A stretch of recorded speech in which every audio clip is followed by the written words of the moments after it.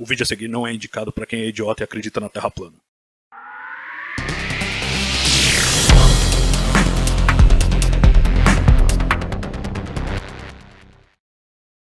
Então vamos seguir aqui com mais. O que mais que tem, Cássio? Tem mais mais porrada, né? Mais cacetada.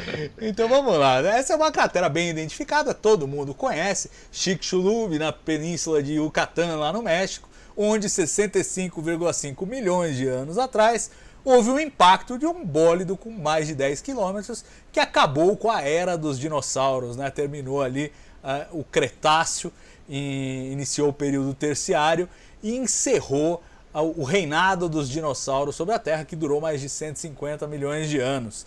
Os estudos, normalmente, quando falam desse impacto, focam em consequências dessa pancada, que são medidos em milhares de anos, em razão ali das camadas do solo. Mas o trabalho da Melanie Durin, da Universidade de Uppsala, na Suécia, que acabou de sair, ele faz um trabalho, ele faz uma conclusão extremamente pontual do evento. Ele é capaz de dizer em que estação do ano aconteceu o diacho do impacto. E foi na primavera do hemisfério norte. A constatação foi feita graças a fósseis de peixes, esturjões e peixes remo. Eles morreram instantaneamente lá em Dakota do Norte, na região de hoje é Dakota do Norte, pelo impacto, mas assim como um efeito secundário, deu uma chacoalhada lá e eles foram mortos instantaneamente. Mas o que os pesquisadores conseguiram fazer com esses fósseis é analisar os padrões de crescimento ósseo.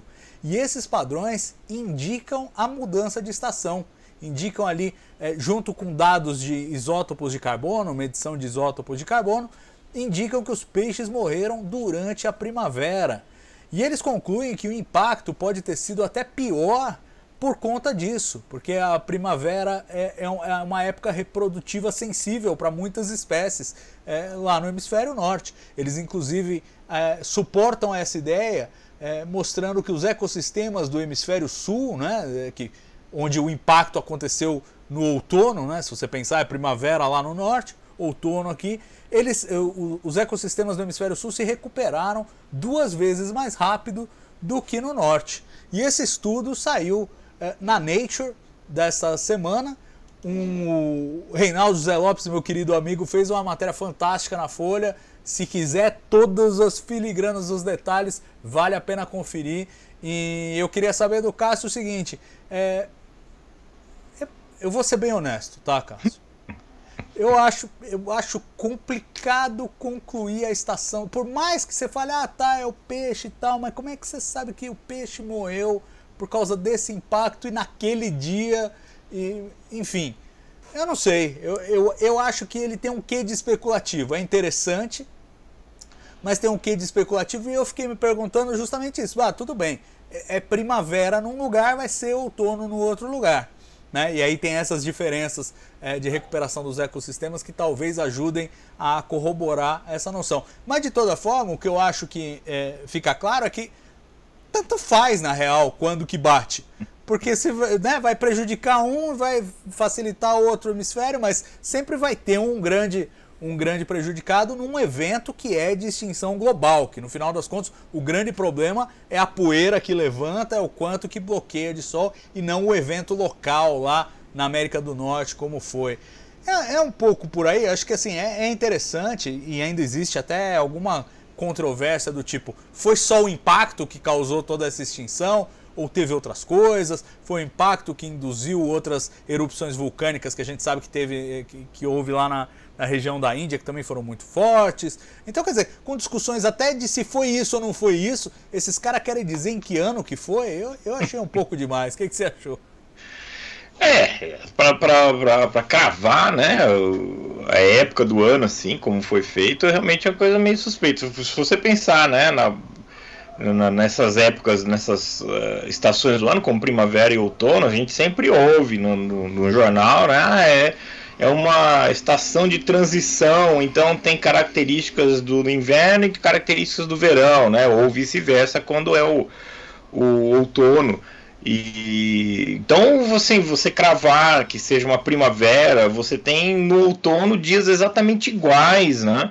Que com as mesmas características aí de calor, de temperatura, claro, calor, temperatura, de umidade, de insolação, e você também tem dentro das outras duas estações mais extremas, que é o inverno e o verão, dias que se comportam, né, como falam, no início de um, no final do outro, você acaba misturando as estações ali, principalmente em locais, né, mais ali no Equador, como foi, perto, um pouco acima do Equador, não em regiões tão altas lá como esse impacto aí da Pangeia, né, que foi mais para o norte, acaba que você não consegue distinguir mesmo, né? Se você está ali naquela zona nebulosa, aquela zona cinza, você não consegue cravar uma coisa ou outra. O que me parece interessante, né, que talvez tenha ajudado a levar essa conclusão da estação, é essa história que, como consequência, né, seria que o hemisfério norte demorou mais a se recuperar do que o hemisfério sul, por conta dessa situação de que entrou justamente numa época onde os ciclos reprodutivos não são tão favorecidos assim. E aí, né, quando passou a pior parte, já era entrando aí como é que é? Depois do outono, passou o inverno, né, que deve ter sido castigando muito pior, mas acabou entrando na primavera já com a situação mais amena e com isso promoveu a recuperação mais rápida. Assim, de tudo, né, que nem está muito relacionado com a conclusão, é o fato que eles relatam de terem encontrado a poeira levantada, cinzas levantadas pelo evento, pela explosão, nas guelras desse peixe, né? Então eles ali conseguem extrair um pouco do material, provavelmente você pode considerar isso como resquício, como amostras de um meteorito, que é aquilo que a gente tira para fazer espectroscopia, fazer análise, e tem mais informações, né, a respeito do próprio bólido em si. Você consegue ter alguma coisa naquela fina camada que você mencionou, da estratificação do solo. Foi aí que se descobriu, né, inclusive, por causa aí do elemento químico, né, que era muito abundante, muito abundante em asteroides e quase não tem na Terra. Então, naquela fina camada indica que houve um evento global que depositou um elemento que não é tão comum assim na Terra e acabou denunciando que foi um objeto vindo de fora. Mas aí você tem outras coisas que estão ali, né, menos processadas, alguma coisa que possa te levar mais perto do próprio bólido que desencadeou o evento. Então isso eu achei bem bacana, que não está muito mencionado com os principais resultados.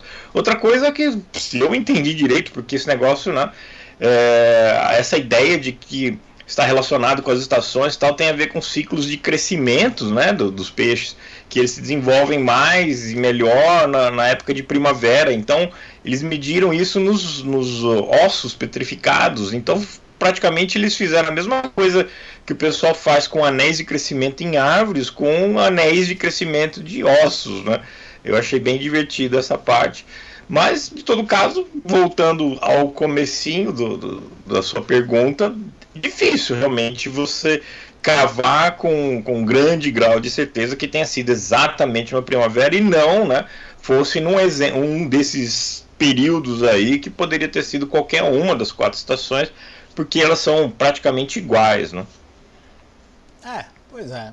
No fim das contas, eu acho assim, são pecinhas de um quebra-cabeça, mas que exigem mais corroboração, exigem mais informação, mais dados para que a gente possa consolidar a compreensão desse evento, que ainda, como eu disse, existe uma relação causal muito clara, porque tipo, na hora que acontece o impacto, some do registro fóssil tudo que é bicho grande, então você obviamente sabe que uma coisa tem a ver com a outra, mas ainda tem muita discussão sobre o que causou o que e quando e como, justamente porque é difícil você delimitar no tempo, porque ali 1000 anos é nada, né? Exatamente. E aí, por isso que me assusta um pouco essa coisa, não, isso aqui aconteceu no dia, os peixinhos respiraram esse bagulho aqui, entrou nas guelras no dia.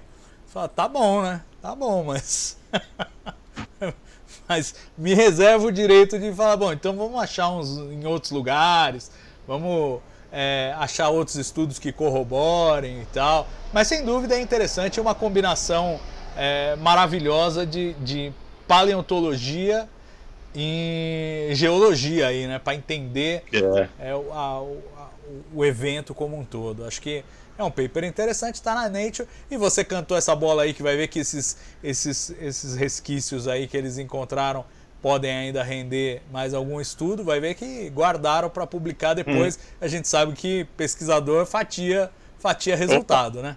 Exato, a famosa política do salame, né? É isso.